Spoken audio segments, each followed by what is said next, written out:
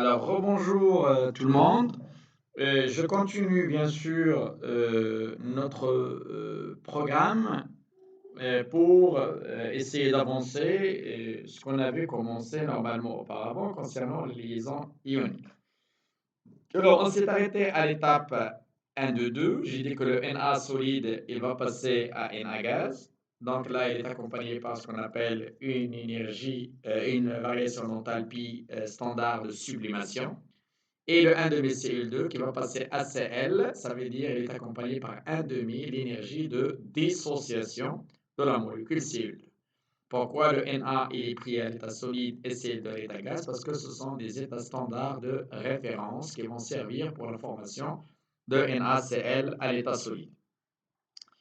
L'étape numéro 3, comme si vous vous souvenez, lors de la première slide, lorsque j'ai marqué Na plus gaz plus Cl moins gaz, qui va me donner NaCl à l'état solide, et j'ai dit qu'il correspond à la variation, il est accompagné par une variation d'enthalpie standard de cristallisation. Et c'est ce qu'on cherche. Alors, Na gaz, il va passer à l'état Na plus gaz, il est accompagné par une variation d'enthalpie d'ionisation. Et concernant le Cl gaz, qui va capter un électron pour passer à l'état ionique Cl-, il est accompagné par une affinité électronique. Et puis, le Na plus gaz plus Cl- gaz, qui va me donner NaCl, il est accompagné par une variation d'enthalpie standard de cristallisation. Alors, une fois on a déterminé les 5 étapes, bien sûr, on va tracer ce qu'on appelle le cycle de Born-Haber. On commence par première étape, Na solide plus 1 demi Cl2 qui va me donner NaCl à l'état solide. C'est la variation d'enthalpie standard de formation. Formation de quoi? D'une mole de NaCl à partir de quoi? Du sodium qui est pris à l'état standard de référence et le chlore Cl2 qui est pris à l'état standard de référence. Le Na solide, il va passer à Na gaz, donc il y aurait une variation d'enthalpie de sublimation, ce que vous voyez ici, delta HS qui est égal à 107 kJ par mol, ce sont des données.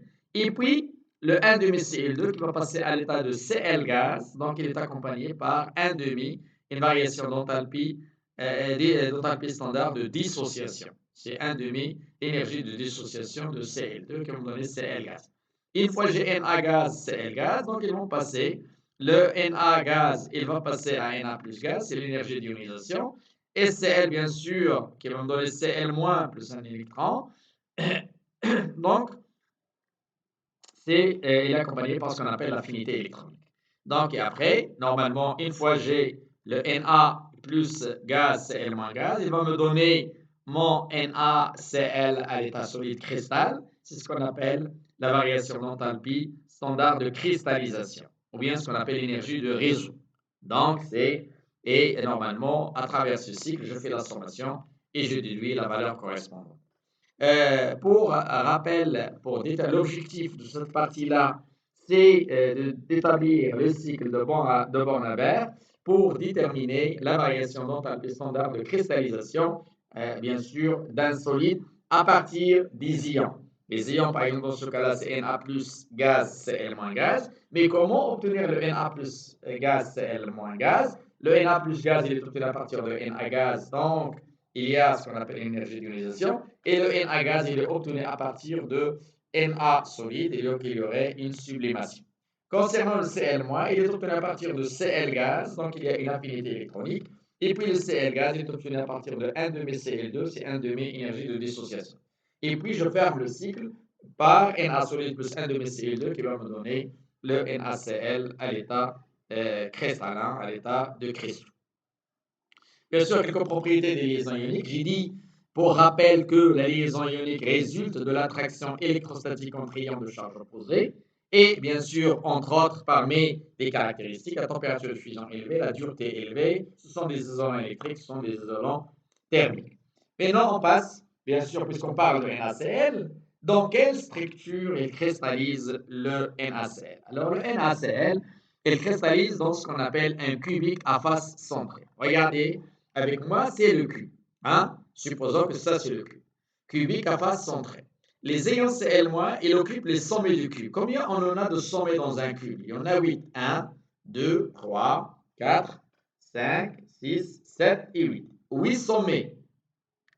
Et combien j'en ai de faces? Une face, 2, 3, 4, 5 et 6. Donc, vous avez 6 faces.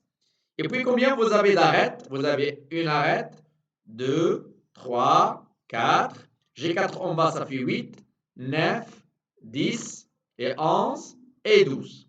Donc, j'ai 12 arêtes. Alors, bien sûr, les CL-, il occupe les sommets et le NA+, et le milieu des faces, et le NA+, il occupe le centre du cube et le milieu des arêtes. N'oubliez pas que concernant les ions Cl- et les ions Na+, on considère qu'elles sont sphériques. Alors, si elles sont sphériques, bien sûr, il n'y a que dans ce cube-là, ils ne prennent que le 1 quart.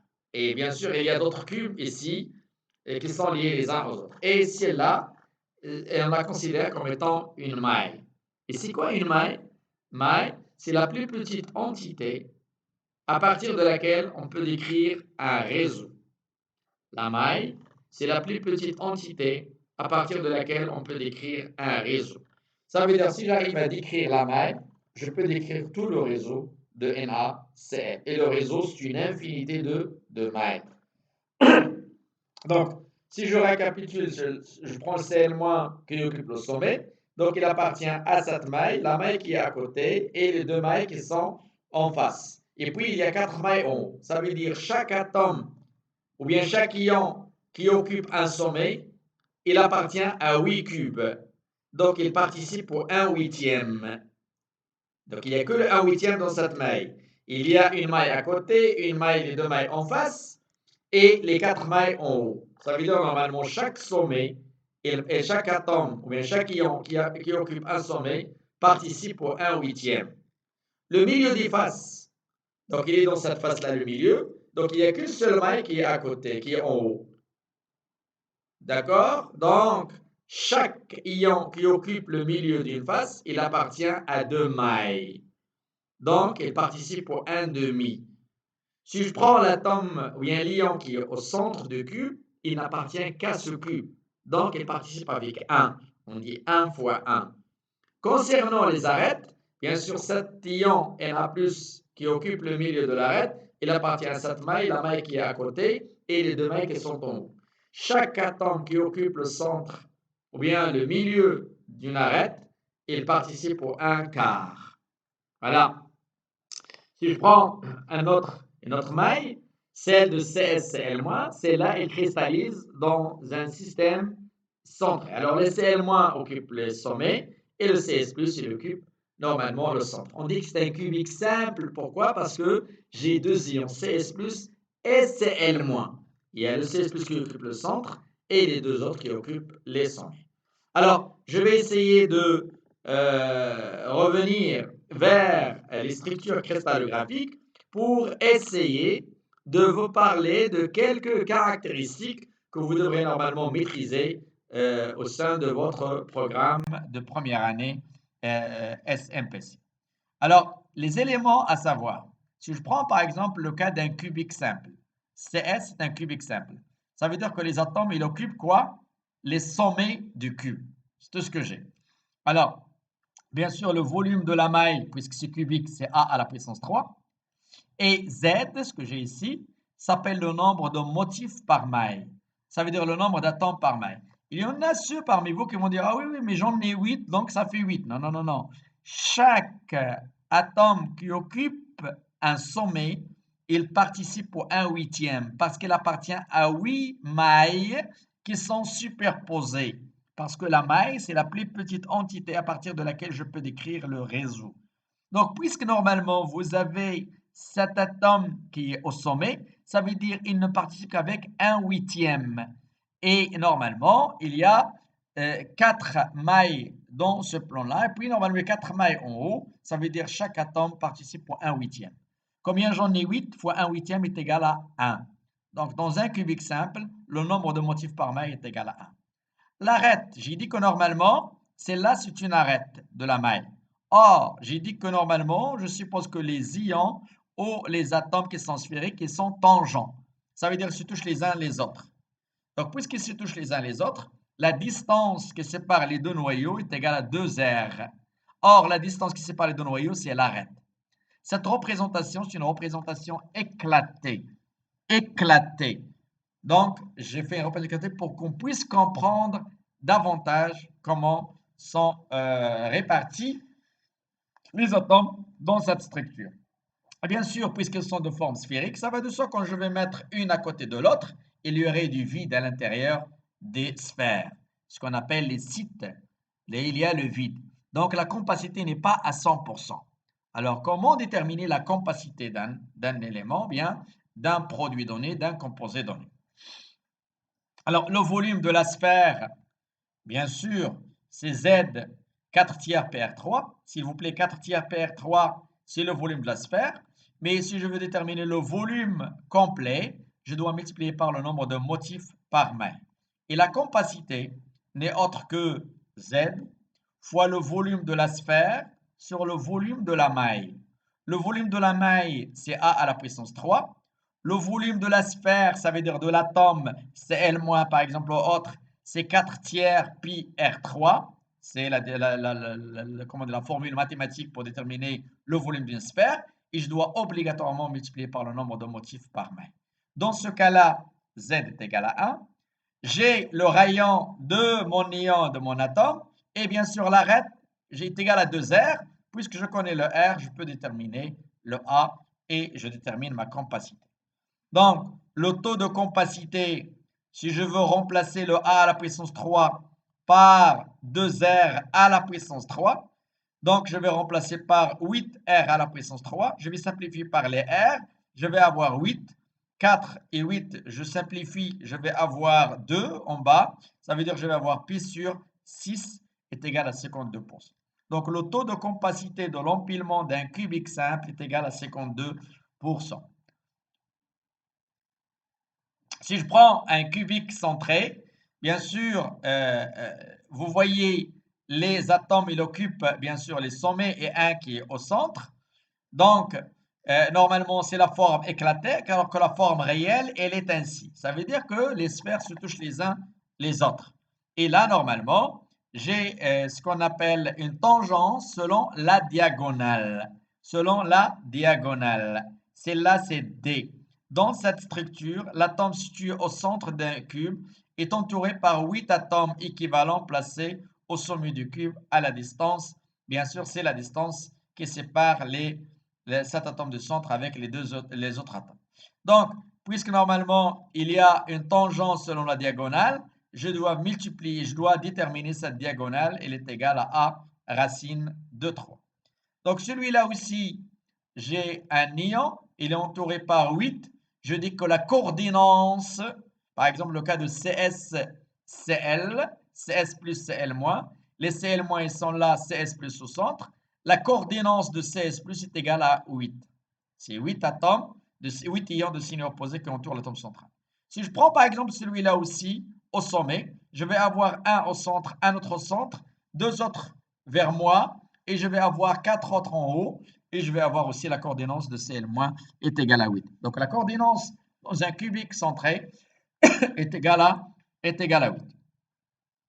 Bien sûr, le nombre d'atomes par maille au Z, si j'ai une structure qui a la même forme et qui a les mêmes éléments, je vais avoir la multiplicité de la maille, ou bien la coordinance de la maille, c'est 8 fois 1 huitième, ceux qui sont au sommet, et plus 1, 1 fois 1 est égal à 2.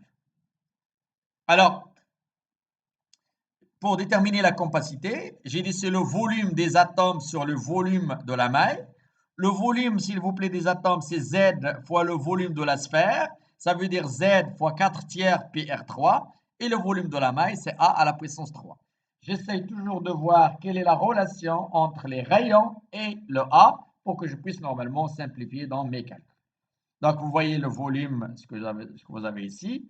J'ai 2. Donc, je remplace. Et puis, normalement, pour déterminer le lien de dépendance entre les rayons et le A, je dis que normalement, il y a une tangence selon la diagonale. Alors, puisqu'il y a une tangence selon la diagonale, regardez la diagonale. J'ai un R, puis j'ai celui-là 2R, puis j'ai un R, ça fait 4R, le tout au carré, est égal à A, qui est au carré, et cette diagonale de la face, C carré. Donc C, je pourrais la déterminer aussi par la règle de Pythagore, A au carré plus A au carré. Donc en faisant ce petit jeu de calcul mathématique par application de la théorie de Pythagore, je pourrais normalement déterminer la relation de dépendance entre le rayon et le A. Le volume de la maille va être égal ainsi, 8,8 sur 3 racine 3 r à la puissance 3. Et je vais trouver, s'il vous plaît, normalement, une compacité qui est égale à 68%. La compacité de la structure est inférieure à celle d'une structure compacte, bien sûr. Alors, les structures des métaux à l'état solide, les cristaux métalliques cristallisent dans 3 types de structures principales, alors à savoir le cubique à face centrée, l'hexagonal compact, le cubique centré. Nous, on va essayer de se limiter au cubique à face centrée, au cubique centré pour votre programme, et je vais dire un mot concernant l'hexagonal compact. Prenons le cas, par exemple, de la structure que vous avez ici. Vous voyez que les atomes, ils occupent, bien sûr, les sommets. Et puis, normalement, les Cl- aussi, ils occupent le milieu des faces. Voilà le deuxième face, troisième face, quatrième face, cinquième face, sixième face. Donc, ils occupent les sommets et puis le milieu des faces. Alors, concernant là, c'est le métal. C'est, par exemple, Cl-. Alors, vous voyez que la compacité, on a une représentation en perspective de la maille parce que la représentation que vous voyez ici, c'est sous forme éclatée, alors qu'en réalité, j'ai ce qu'on appelle une superposition des plans A, B, C, etc. selon la direction de l'empilement, du diagonale du cube. Alors, c'est maille cubique à face centrée. Alors, voici le plan A, plan B, et bien sûr, je vais avoir le plan C. A, B, C, etc., etc. Alors, voici la maille, s'il vous plaît, la multiplicité de la maille. Vous voyez, hein, il y a plusieurs mailles. Voilà comment sont faites. Et la maille, c'est la plus petite entité à partir de laquelle je peux décrire un réseau. Donc, 8 fois 1 huitième est égal à 1, parce que normalement, si je prends celui-là, il appartient à cette maille, l'autre maille, etc. Ben, je vais la reconstruire. Regardez avec moi, s'il vous plaît. Je prends la petite maille. Alors, après, j'ai la maille qui est juste à côté, la maille qui est en face, puis l'autre maille, et puis normalement l'autre maille, puis l'autre maille, et puis. Donc, celle qui est en bleu, il appartient à 8 mailles. Donc, on dit qu'elle participe pour 1 huitième. Et ceux qui sont au milieu des faces, c'est 1 demi. 6 fois 1 demi est égal à 3. Donc, au total, je vais avoir 4 atomes par maille. 4, par exemple, Cl- par maille. Et c'est le nombre Z. Le volume, c'est A3 et Z est égal à 4. Donc, A est égal à 2R racine de 2. Donc, il y a une tangence selon la face. Et le volume, bien sûr, la compacité, c'est Z fois le volume de la sphère sur le volume de la maille. Donc, dans ce cas-là, on va trouver une compacité qui est égale à 74%. Donc, essayez de revoir, dans le cas d'un cubique à face centrée, la tangence se fait selon la face du cube à face centrée. Donc, à travers aussi la théorie de Pythagore, vous pouvez normalement déterminer la dépendance entre le rayon et l'arête. Et bien sûr, il suffit de remplacer Z par 4 parce que c'est 8 fois 1 huitième plus 6 fois 1 demi est égal à 4. Donc, le nombre de motifs par maille est égal à Z. Et le volume de la sphère, et puis le volume de la maille, c'est A à la puissance 3. Et vous faites le calcul. Alors, un cristal ionique parfait, c'est la répétition triplement périodique d'un motif constitué d'ions. C'est A, B, C, A, B, C, A, B, C. Alors, j'ai dit que normalement, dans un cristal ionique, il y a 2 ions de même charge, qui ne se touchent pas parce qu'il y a une répulsion électrostatique. Et lorsqu'il s'agit de 2 ions de même charge, de signes opposés, donc il y a un rapprochement, donc il y a un recouvrement et on va assister à une liaison ionique. CS plus Cl-, Cl-, voilà l'état éclaté, milieu du cube, au sommet du cube, CS plus au milieu, et bien sûr à l'état compact, voilà ce que vous allez voir. Vous allez constater qu'il y a du vide à l'intérieur, c'est pour ça qu'on cherche la compacité, bien sûr. Alors, CL moins 8 fois 1 huitième est égal à 1. CS plus, il y a 1 CS plus, donc Z est égal à 1. La coordonnance est égale à 8. Et bien sûr, c'est simple, il suffit de faire la diagonale ici, ce que vous avez ici, est égal à A au carré plus C au carré. Vous pouvez normalement remplacer, mais